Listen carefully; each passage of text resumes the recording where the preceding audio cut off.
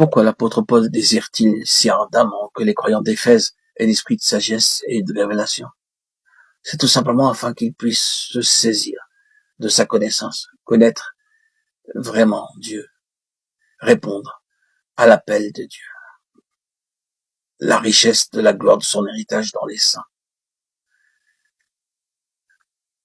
Le jour viendra où Dieu nous donnera l'esprit de sagesse et de révélation, en se révélant lui-même à nous de façon nouvelle, particulière et profonde, afin que nous puissions déclarer que maintenant nous le connaissons vraiment. Alors nous pourrons déclarer hardiment, maintenant je comprends et je vois clairement, je n'ai plus besoin de l'aide des concepts ou des sentiments, de mon être charnel, de mon vieil homme, de toutes mes connaissances, de tout mon savoir qui se sont accumulés et qui m'ont empêché de connaître et de vivre la relation vivante avec Dieu. Vivre avec Dieu, de sa présence, d'un cœur à cœur, dans un dialogue, n'est pas vivre dans des concepts, des credos, un savoir qui s'accumule et qui ne donne aucune vie, aucune présence. Être rempli de sagesse, de livres, n'est pas être quelqu'un proche de Dieu. C'est dans l'ordinaire, dans la simplicité, que la relation s'effectue. Je ne vous dis pas de rester ignorant, illettré, mais faites la place au Seigneur en sachant que toute cette connaissance n'est pas la connaissance véritable.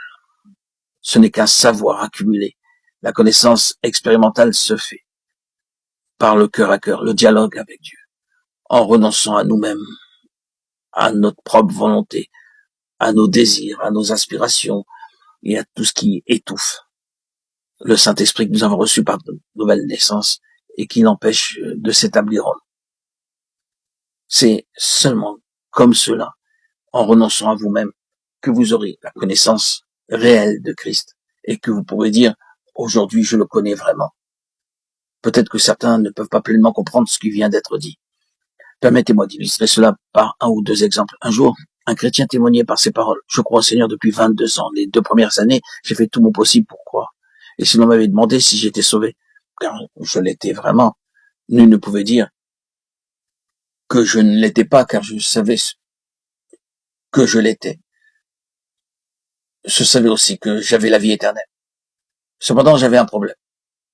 Car à quiconque me demandait si je croyais en Dieu, je répondais que bien entendu je croyais en lui. Mais je prononçais ce mot croire en insistant comme si je devais me forcer moi-même à croire, comme si je devais consciemment me l'imposer sous peine de cesser d'être chrétien. Et c'est pourquoi ma croyance au Seigneur Jésus exigeait mes propres efforts. Est-ce que je le connaissais? En toute sincérité, je ne savais pas si je le connaissais. J'avais recours à beaucoup de raisonnements et à la doctrine pour protéger ma foi.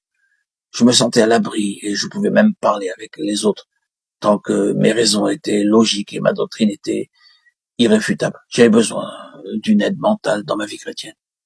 Mais aujourd'hui, je peux témoigner qu'il n'en est pas ainsi, qu'il n'en est plus ainsi. Aujourd'hui, je peux dire que je connais mon Dieu. Je n'ai plus besoin d'avoir recours à une aide mentale pour avoir un appui. Je n'ai plus recours à des preuves externes pour protéger ma foi intérieure. Ce chrétien a exprimé en fait ce que signifie connaître vraiment Dieu. Cette connaissance procède de la révélation. Ce n'est pas parce que la doctrine est juste, mais parce que vous le connaissez intérieurement par révélation. Cela est différent de la connaissance que vous avez eue aussitôt après avoir été sauvé. Car alors, vous pensez que votre connaissance devait être entourée de beaucoup de soins à l'égard de toute crainte, au risque qu'elle ne soit endommagée de quelque manière ou bien même perdue. Pour beaucoup, leur foi dans le Seigneur Jésus est continuellement dépendante et liée à l'obligation d'une marche attentive. Ils ont toujours peur d'entendre quelque chose de différent qui puisse infirmer leur connaissance de Dieu. Mais un jour, Dieu leur donne la révélation. Ils commencent à le connaître intérieurement, car ils l'ont vraiment vu, et tous les problèmes sont résolus.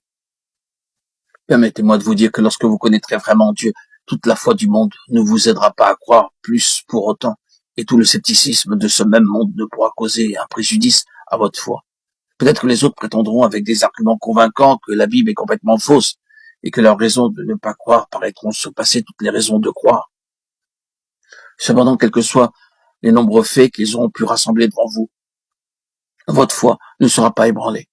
Au lieu de cela, vous pourrez déclarer hardiment, dorénavant, je connais Dieu, de manière intérieure. Il s'agit ici d'une révélation, de vivre expérimentalement la présence de Christ. Et cette connaissance est plus profonde que les pensées, plus profonde que les sentiments, plus profonde que tout savoir livresque. Aujourd'hui, j'ai une connaissance intérieure. C'est pourquoi rien de l'extérieur ne peut la faire fléchir.